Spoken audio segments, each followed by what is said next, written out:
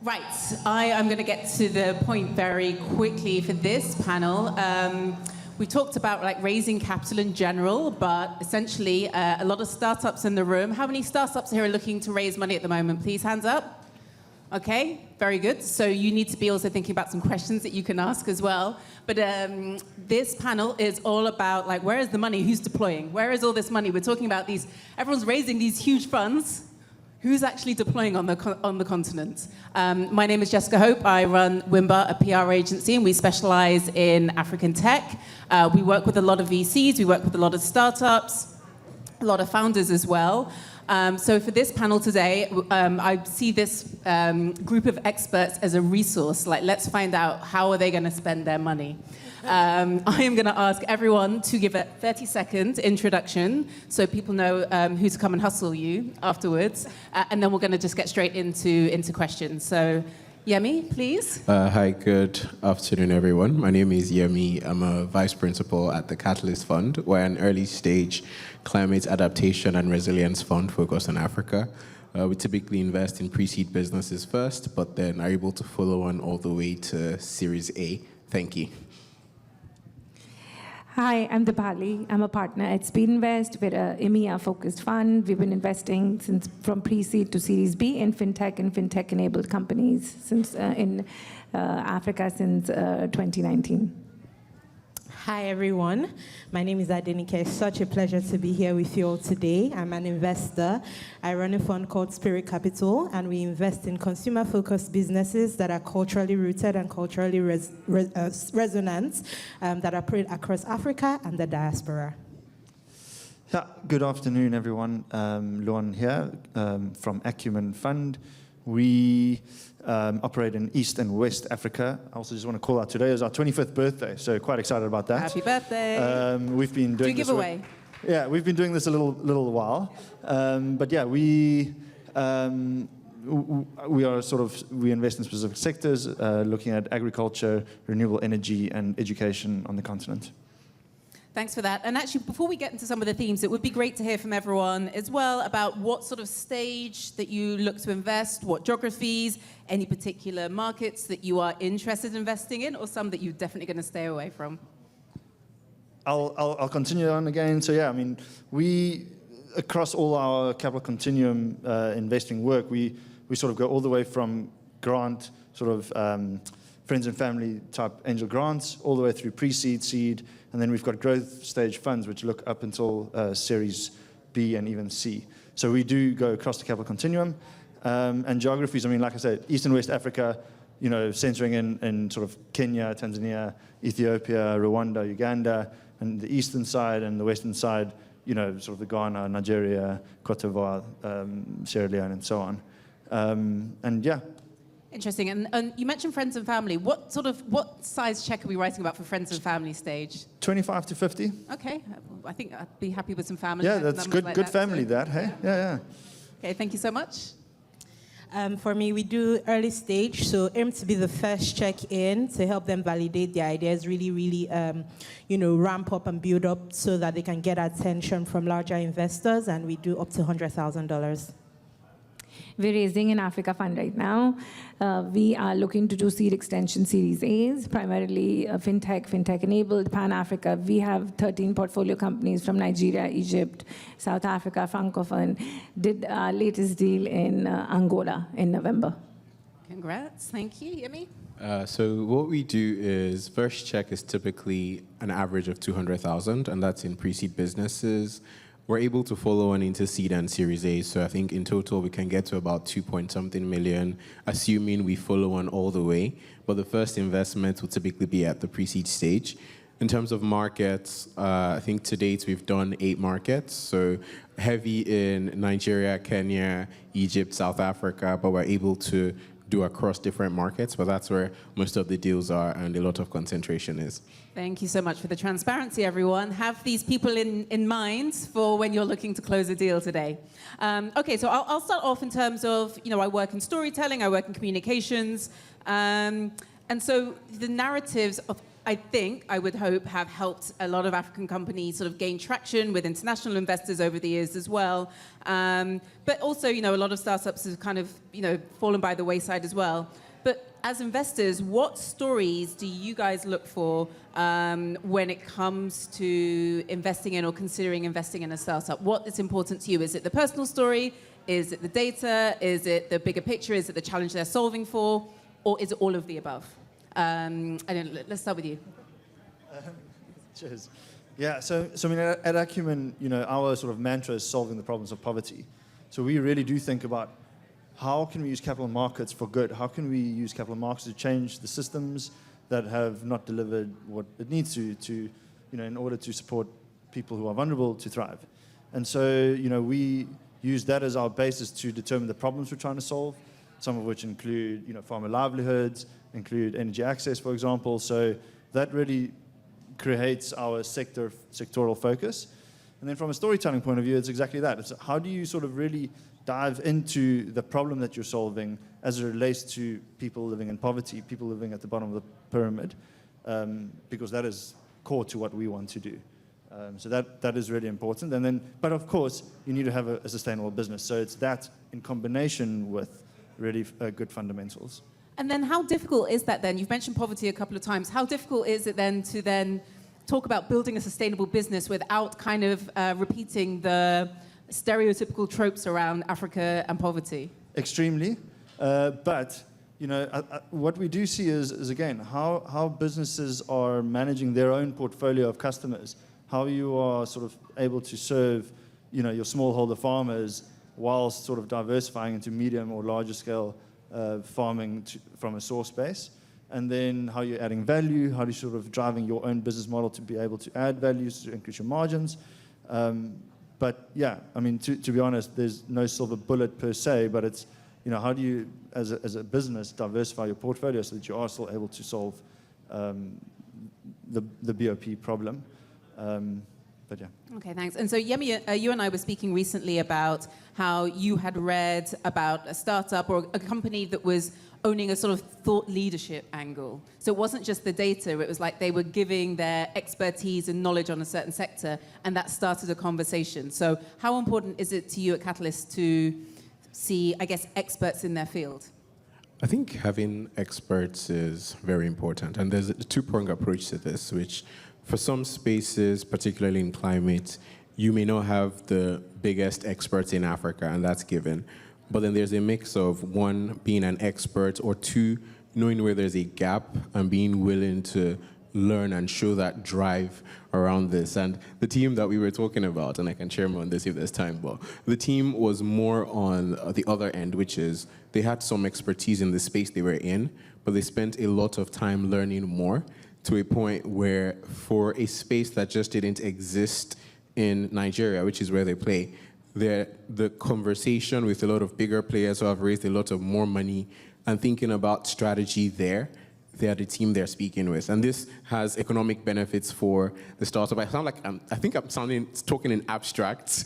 And let me try to maybe bring everyone else into the conversation a bit better. So I was talking with my good friend here about a company we invested in Lagos who do retrofitting for ICE vehicles into electric vehicles. And before we invested in this business, we did a mapping of the African space to think, okay, where are the EV opportunities in a market like Nigeria, where cost of capital is so high, no one is buying new vehicles.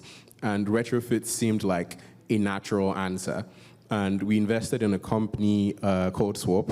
And what they've done since they started, they've primarily focused on tricycles, but because they spent time understanding retrofitting technology, they're working with the larger players like, I can't name some of them, but they're working with, for example, the Transport, Lamata, which is the transport authority in Lagos, on thinking through how to essentially move ICE buses into EVs, because one, it's cleaner, but more importantly for the operators, with the way the price of fuel is currently rising, it's more economically viable for the operators of these vehicles and also the consumers. And that's the piece around storytelling and being able to essentially work with other players as thought leaders and then positioning for these opportunities. So just on that, the topic of this panel is, who is deploying. So you're obviously deploying. So what was that final trigger then for you to speak to them, approach them, write that check? I think when we invest, there's often two approaches for most investors. There is where you're looking for something and you find it. And then there's where things come to you, and as it comes to you, you basically just opportunistically look at what's exciting. For these guys, we spent a lot of time building the EV thesis, and there's phase one of EV, which has happened a lot in East Africa with the players like Spyro, Ampersand. They've deployed a lot, they've raised a lot of capital. There's no real opportunity for a pre-seed fund in that space anymore, but doesn't mean that there's no space in EVs for pre-seed funds. So we spent a lot of time, looked at different markets, and made different bets across different models. So we found a model in East Africa that we think worked for what exists in the market. And then for West Africa, particularly Nigeria, which is a big beast, we believed that retrofitting was it. We spoke with a couple of startups thinking through this. And for these guys in particular, like I mentioned, there was things like first, them trying to position as thought leaders there, but then also their obsession with economics. I love a pre-seed founder who's already obsessed with unit economics from day one. It's exciting. I'm guessing everyone else would agree with that as well. Obsession about economics. Okay, anyone else got anything to add when it comes to storytelling, or we can move on? Yeah. I think because I'm personally now really focusing on consumer brands, which isn't really popular. We've done a lot with tech, infrastructure, fintech, and I looked around and saw that there was really a gap in funding for these types of companies that, are into manufacturing, food, beauty, healthcare, what have you. And there wasn't a lot of, there isn't a lot of patient capital to support these types of businesses. So storytelling-wise, for me, what's important is consumers are becoming more savvy. Think about it, the things that you buy, how many times do you buy a thing randomly or something that you are connected to in some way or form? So with the storytelling angle, I'm looking for founders that actually have lived the problem that they're solving. They have deep cultural connection to it. They're not just building something broad or something that will compete in the general market. They're solving for who they are and for people who are like them, who don't really get to have options in the market today, as it were. So yeah, they have to be also people who can navigate different worlds, i.e. Africa and the diaspora, because it takes a certain level of fluidity and adjustment to be able to speak to those two different markets. So they need to be strong with their brand, their personal brand, as well as their product brand, the story that they're telling, the culture that they're representing, or the cultures that they're representing, as well as no storytelling from the business angle. What are the numbers? What are you looking at? What markets are you targeting? What is your market strategy to even get things broader and translate across different cultures? Thanks, Barakat. And just saying on that, so you operate, so Spirit Capital operates on the continent and the diaspora as well. Yes. So when you're looking to deploy, do you make value judgments? Do you make business decisions? Do they vary if it's a diaspora company or an African one? Like, what's that thought process when you're deploying? I think for me, it's really about building the bridge. What do I mean? I want to be able to fund a founder in the diaspora whose products can be used back home and vice versa. Fund a founder in Africa who is going to expand into the market here. So I don't really see it as an either or. I think we have a young population that is really great. It's growing, it's booming. But at the same time, we can't ignore that the economy isn't really good. A lot of Africa, people are moving out, people are leaving the continent.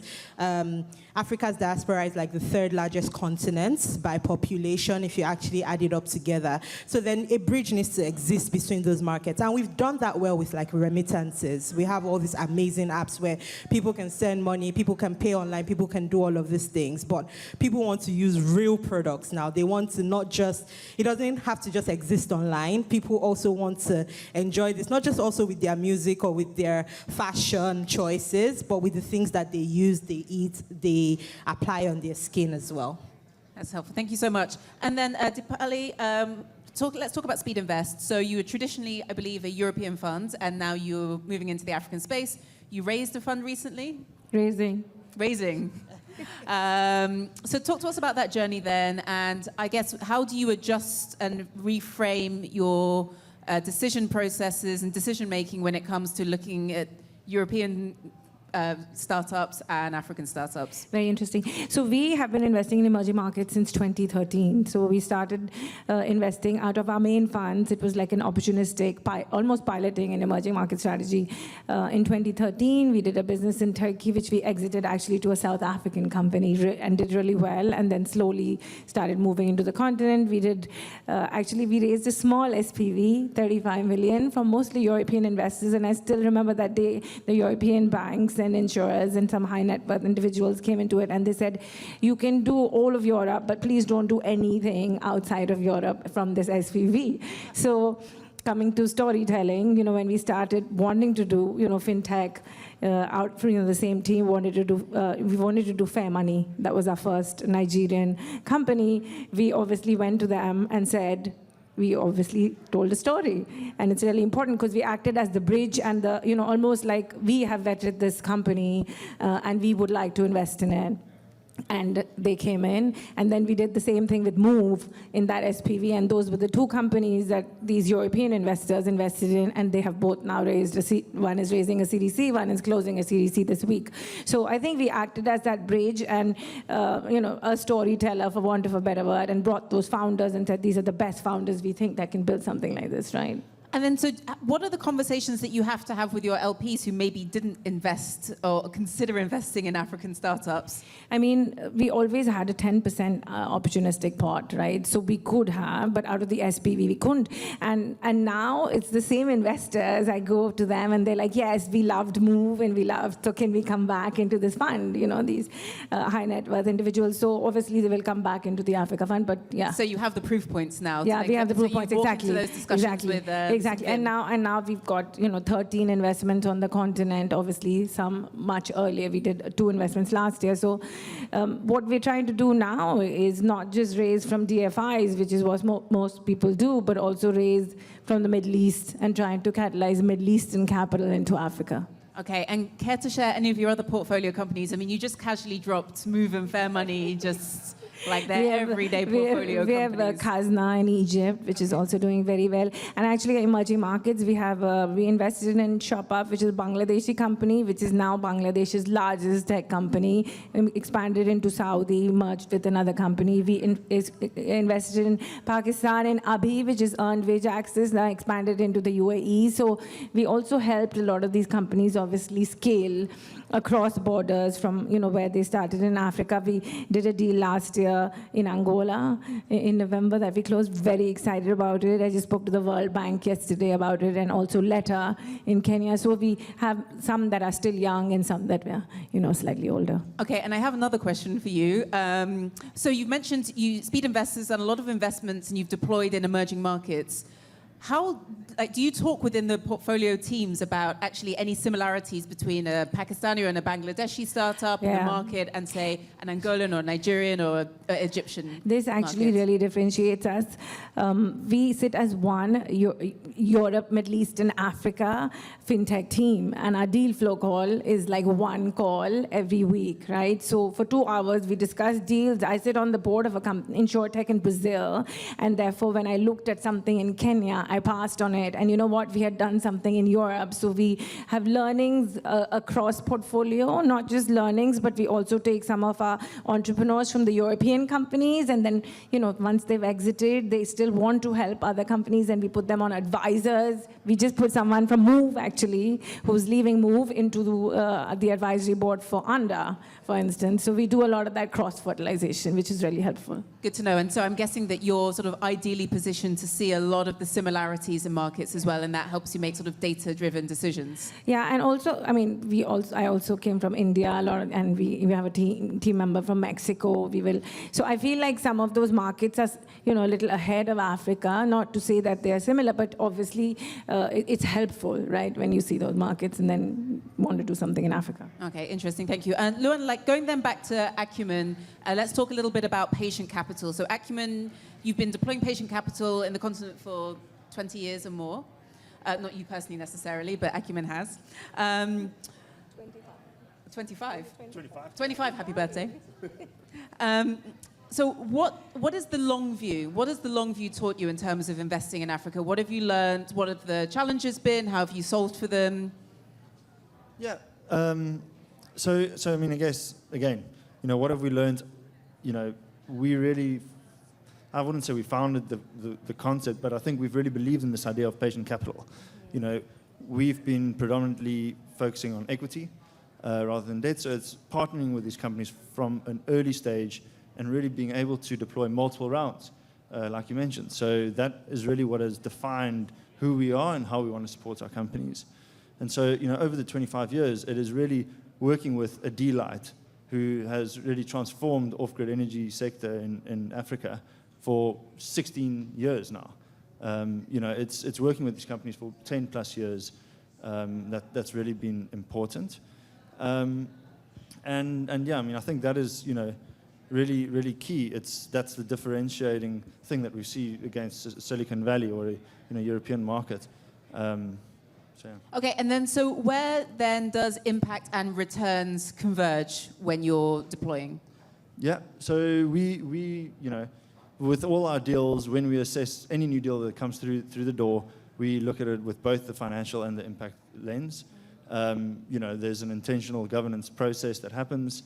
And, what we've really seen is for our earlier stage work, there's sort of these massive trade-offs, right? We need to ensure that it's aligned with our impact strategy. We need to ensure that it sort of hits all the various commercial buckets. But these companies are more often the ones that do end up failing, right?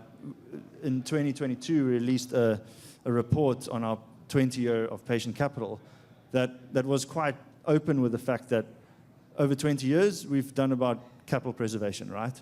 So about 0.9 to $1 returned on all our money deployed over the work for our patient capital work. But if you look at our growth stage funds, that's now $1 million plus ticket sizes. There's more surety. It's companies with traction. It's companies that have shown that they have figured out distribution, figured out product market fit, and they've the returns and the impact sort of converge a lot more. Thank you very much. We've only got 5 minutes left, and I want us to have questions. So I'm going to ask one question to everyone, but please think of questions if you have them. Make use of this resource of investors who are actively deploying. So this is to everyone. Please keep your answers as short as possible. So we have time for questions. Yemi, let's start with you. Okay. Sorry, the question actually here says one concrete bet. I think that's always tricky. But what is one concrete bet or a sector or a market or a structural thesis that you are prepared to make public today that you believe will look obvious in retrospect by 2030? I think a lot of my bets look quite obvious, to be fair, but I think there's still a big piece, and we have probably 3-4 portfolio companies trying to target this, but still around ag insurance in Africa. I think the first VC deal I ever did in my career was Pula Series A. And one of the last deals I did last year was another company focused on this space. There's such a large opportunity, such large gaps, particularly with the climate crisis. Like where we sit, I think most people I interact with are in the 1% in Africa, but there's active food security issues tied directly to climate crisis. It's changes in weather patterns for farmers who have always planted at X point. So insurance for farmers. And fun fact, Wimbart worked with you on that first, on that Series A with Pula, so there we go. How is Pula doing? She's a really strong female founder. I think it's around embedded finance, because I feel there's such a big credit gap, like 100 to 200 billion, right? If you look at the long tail, which is 80% of Africa, right? So if you can figure out a way to, digital ID, have payment rails, digitize operations on the long tail, and then give them microcredit, and then, create more financial inclusion. I mean, India had that playbook, right? And I think it's done it really well. And there's everyone has an ID. There's UPI. Of course, Africa. The thing with Africa is it's 50 different markets, so it just you have to go market by market. But I do think the embedded finance thesis is huge to create the financial inclusion that you really need. Interesting, and interesting that no one's actually homed in on a country yet. You guys have gone sector and specification rather than a country. But we make model bets in those countries, right? Right, thank you. I think cultural capital is way underpriced. Consumer in Africa is going to blow up insanely over the next 10 years. So I think I'm putting my all into Everything on black. That's my singular bet. I think there's a huge wave of consumer growing worldwide right now. And yeah, people are getting funded, but not quite as much attention on African and even diaspora brands yet. So I'm really excited about that. Also, women build most of these consumer businesses, so I'm very long on them as well. Plus one. I was just going to add, and in India it was a similar story. It was consumer and fintech, and with consumer it was initially thin wallets, large population which couldn't pay, and then that changed, and the consumer market in India is one of the biggest. So I completely agree with you. Last but not least, Luan, try and follow that. What's the big bet? I know. Well, I mean, two things. I think one, Zambia. I think we're seeing a lot of sort of cool things popping up in Zambia, especially in the energy access space. And then secondly, I guess to your point, young women, we just started this massive new initiative for 5 years, trying to sort of identify early stage companies who are young women working in the green sector. So, that's our big bet over the next 5 to 10 years. Fantastic. Thank you very much. Right. Now, does anyone have any questions? And by questions, I mean don't pitch. You can do that afterwards. Yes, darling. Thanks, Dan. Please introduce yourself very quickly as well so we know what we're dealing with. Hello, my name is Fernando Cabral. I was sitting in the panel earlier today. Actually, I have a question for Deepali. Out of curiosity, because Jassy Ventures, we've been investing in building startups in Lusophone Africa, Angola being one of the countries, right? And I know that you invested at ANDA in November. So just curious to see when you decided to invest in Angola, because we know that venture capital, you don't have many cases there. It was the first one. It's the first one, yes. We're very happy. Actually, I mentioned ANDA in my panel a couple of hours before, because ANDA is really becoming a case study for Lusophone Africa. And it has a lot to do with the founder profile, Sergio, that we know Sergio very well. So when you decided to invest in ANDA, what was the trigger? It was the market, it was a combination of Sergio, the founder, having an investment management background, Goldman Sachs, etc. What was the combination there? Actually, Sergio is very special. I cannot explain to you. I have not been so excited about a founder since Sergio in a very long time. He is obviously grew up in Angola and a few other countries, and he went to play football at 15. Wanted to, be a football player. Anyways, went back and essentially wanted to change the country he grew up in. Like, if you look at Angola, right now, I think there's been a lot of policy reform. GDP growth is actually happening, and the government is, pushing towards people towards digital, SME inclusion, and there's policy reform, and they want to grow out of non-oil, right? They want to grow into other sectors. So as a market, 30% of the population is banked, and most people walk to work or walk to school because they spend $12 billion on the subway, and it never got completed, and it's not used, right? So when Sergio came to us and he said, I want to build a mobility system in Angola. And I was like, it makes so much sense, because this is what I want. I want something of scale.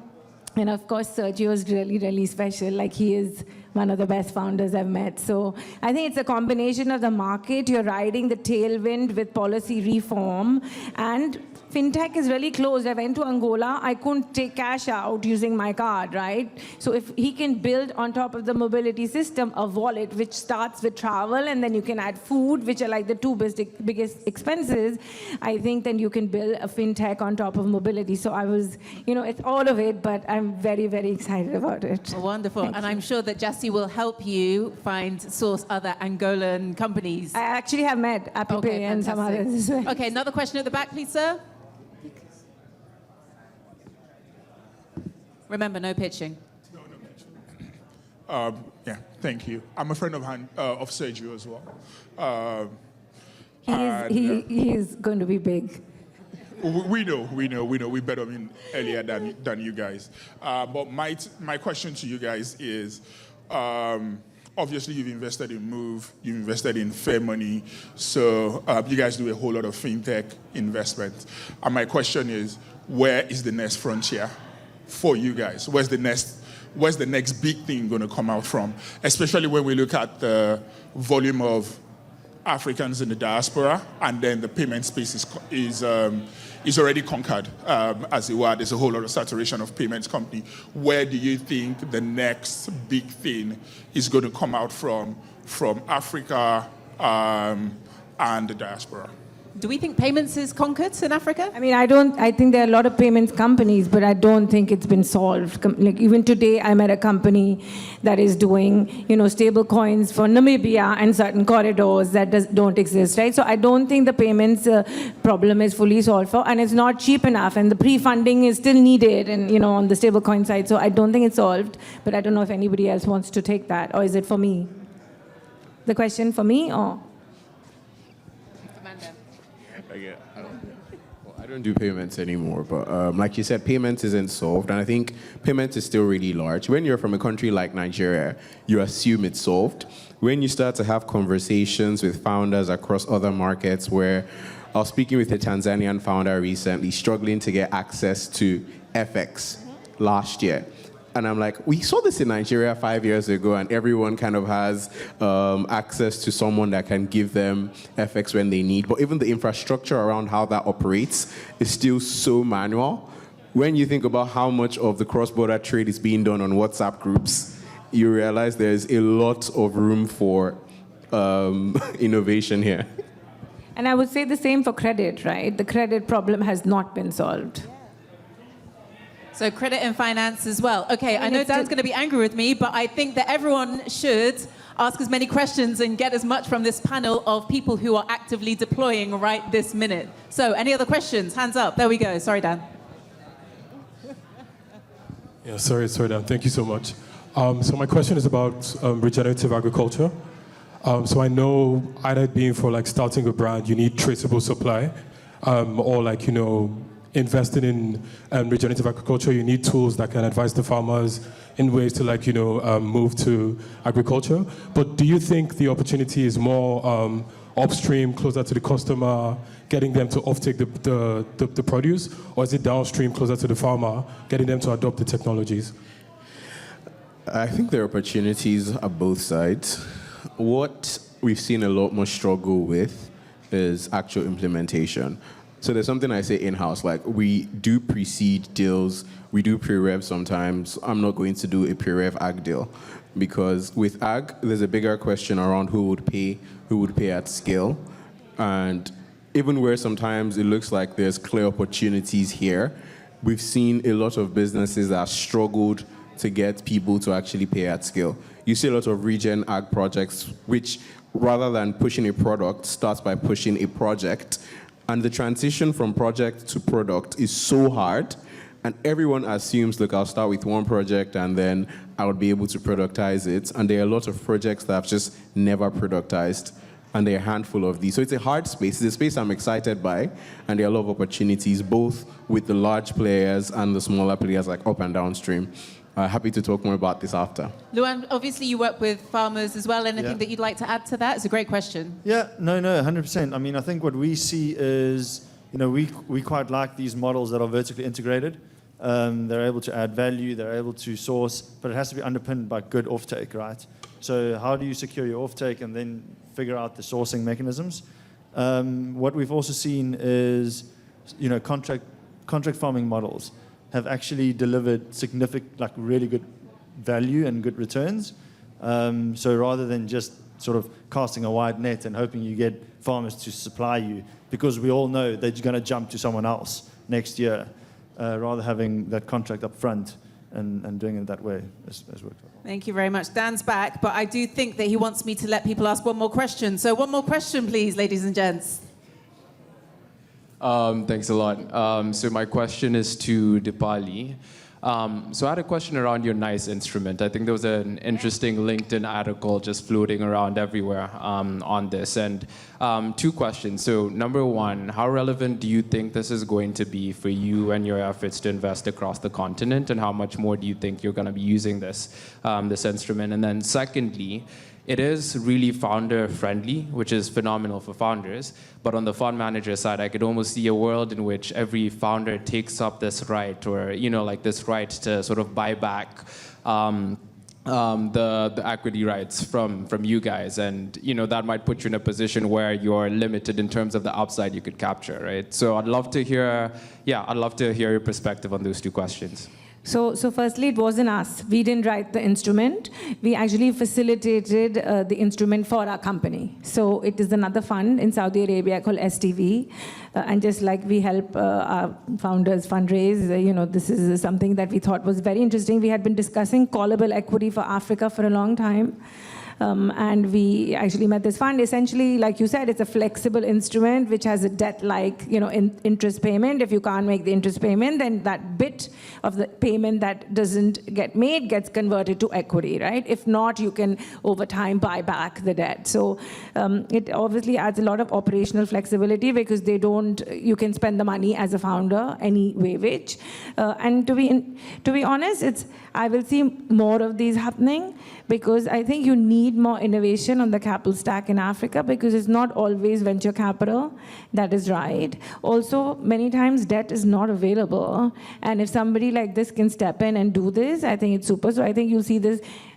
I'm also looking at a securitization right now, with the first layer being taken by DFIs, for example, or first layer being taken by the company. So and right before I came here, I was on a call with one of my founders, and we were talking about, again, another debt-like collateralized instrument that we could market to family offices. Because I think you need to think about how else can I raise money for my founders, because it's not easy, right? So I think more funds need to do this. You need to be innovating for your founders. So it wasn't us who wrote the instrument, but we actually helped. We wrote the blog because we actually had put the instrument in place.